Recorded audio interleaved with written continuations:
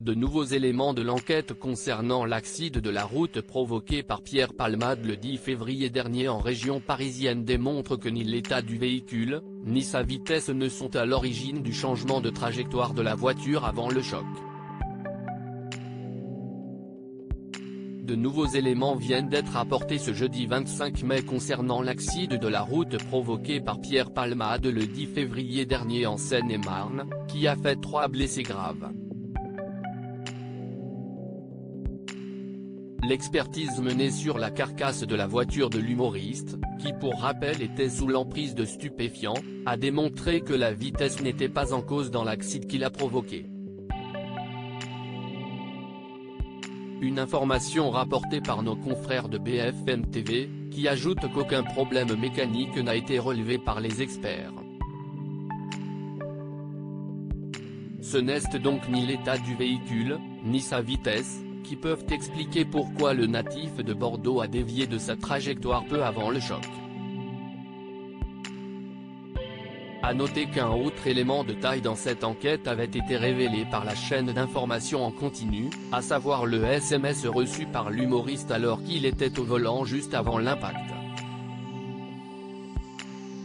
Sam Bouger, le passager qui était à l'avant du véhicule, avait expliqué aux enquêteurs que Pierre Palmade avait reçu un texto et qu'il lui avait demandé de le lire à voix haute alors qu'il circulait sur cette ligne droite.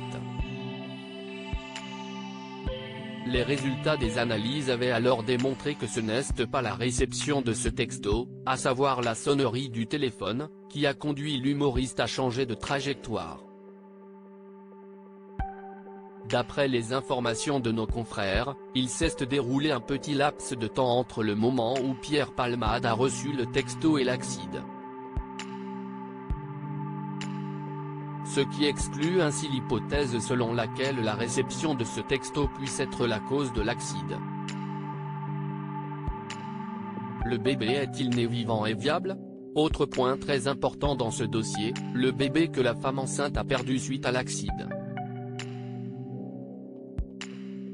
Le fœtus de la passagère était-il vivant et viable au moment de sa naissance?